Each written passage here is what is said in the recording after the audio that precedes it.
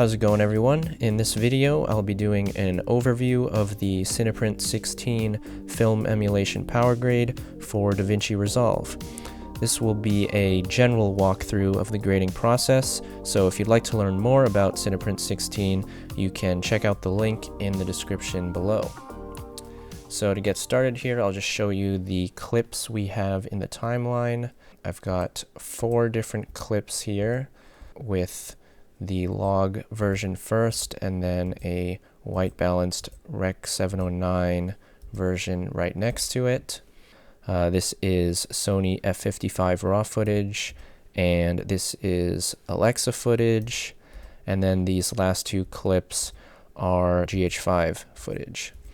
So we'll go back to our Sony footage and let's apply the PowerGrade.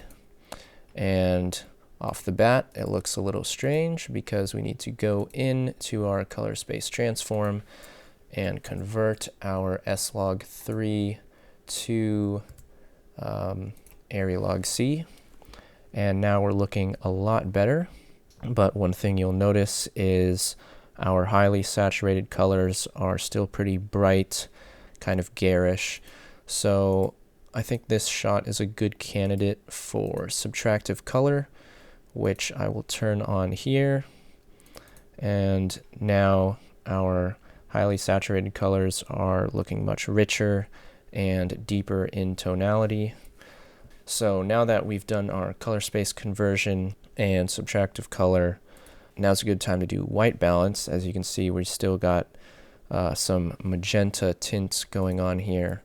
And so one little trick that I recommend for white balance is doing it under a print film emulation, even if your final look is going to be through the Cineon curve, because white balancing under a print film LUT, it has more contrast and color separation, so it'll be easier to white balance, and it'll look accurate to how the negative scan would have looked under the Cineon curve if you white balance correctly under the print film LUT. So we'll go into our white balance here and pull back these magenta tones somewhere around here, and let's check how that looks in our Cineon curve. That's looking pretty good. Let me go full screen here, and we'll do a before and after comparison with our Rec 709. As you can see, our skin tones are looking a lot better. It's a lot richer, especially in the shadows. And then one thing I'll maybe do here is change our denoising.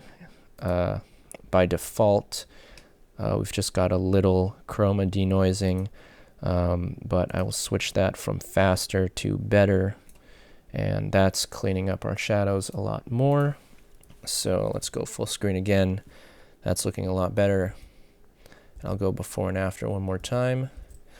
And one more thing that I'm noticing for this shot at least is our greens are still pretty bright, and so I think I'll enable the neon suppression matrix, and that's making things look a lot nicer. The neon suppression matrix is technically meant to correct for out of gamut reds and blues in cameras with extra wide gamuts, but you can of course use it as a creative look adjustment if you want to, and so I think I'll do that here. I'm liking what it's doing to our greens, bringing them down, and also bringing our blues up a little bit just to match kind of that level of saturation and density. So I think the last thing we'll do to this shot is increase our contrast just a little bit, just to make things pop a little bit more. And now, if we go before and after, I think this is looking great. Our colors are nice and rich. Our our contrast is there, and highlights are looking good. So there you have it. That is some Sony f55 S-Log footage graded with our CinePrint16 PowerGrade.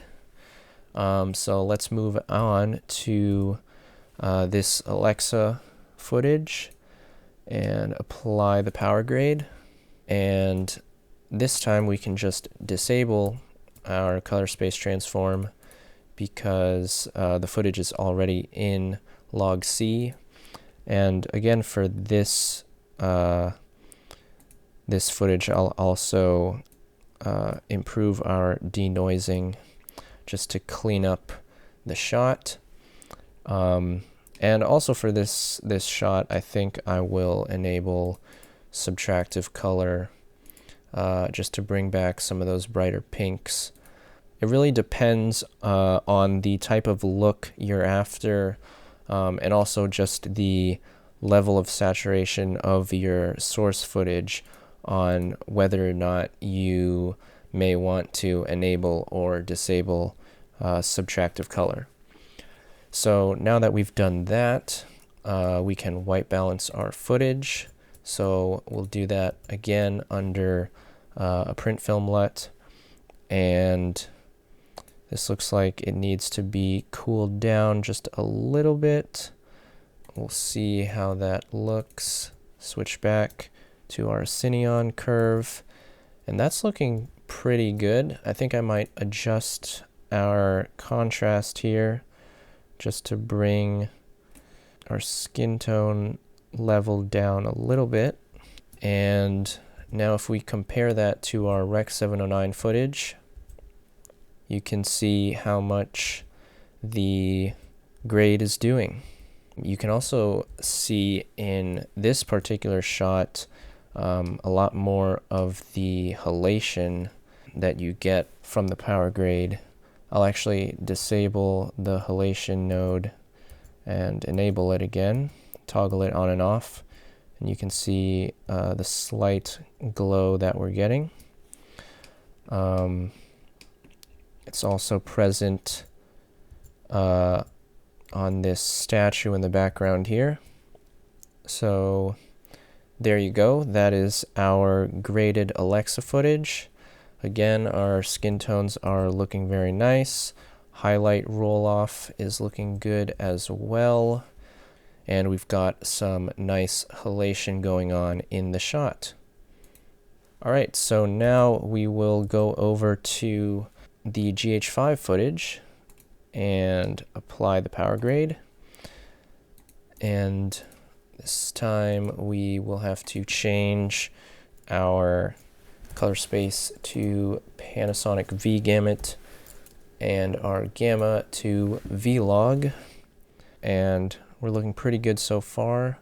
We'll definitely have to correct for this cooler white balance, but first let's try out the subtractive color, see what it's doing. I think I like what it's doing. It's shifting our greens a little bit in just the shadows and highlights. And now that we've done that, we can white balance under our print film LUT, and we'll warm it up here. And maybe pull down the green in this way. Alright, that looks pretty good. Let's go back to our Cineon curve and go full screen. And here is a before Rec 709 and after CinePrint. So you can really see in this shot what the PowerGrade is doing to the greens, especially in those highlights. Some really nice highlight roll-off. You can also see that in the sky and the highlights on the tree and on the subject. You can also see the halation in those highlights, which is looking very nice. And Also, the warm tones in the tree and the bushes, the bark is really coming to life with those warmer tones. Let me go and zoom in here, especially on this tree.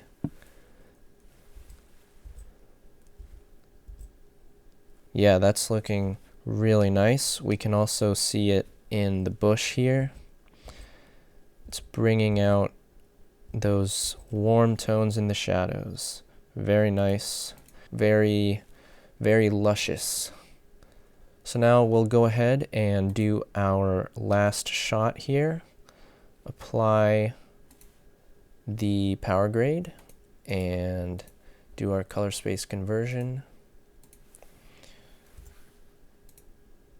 And then before I check subtractive color for this, I think I will do our white balance first, just because of how blue this shot is. So we'll go in and warm this up. Here is pretty good. And now let's see how we're looking in our Cineon curve. That's looking pretty good.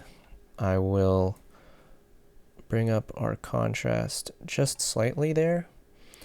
And now we'll just do a preview of our subtractive color.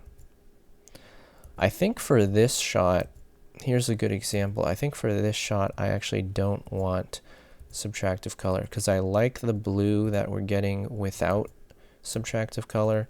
And I also kind of like these more saturated pinks in the skin tone here with subtractive color off.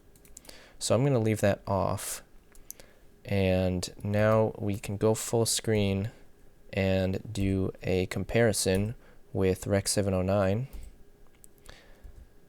and you can really see how much the grade is bringing out our skin tones. You can see the halation, you can see the nice highlight roll-off, and just overall I think I would describe it as just a livelier image. I'll actually scrub through this shot just so you can see some more of the footage, especially right here. We can see the halation a lot better around this camera. So overall, I think this grade looks pretty nice, and it's certainly an improvement over our Rec 709 image. Anyways, thank you so much for watching this video. If you are interested in learning more about CinePrint16 and getting it for yourself to use on your own projects, you can check out the link in the description of this video. Again, thank you for watching, and I'll see you guys in the next one.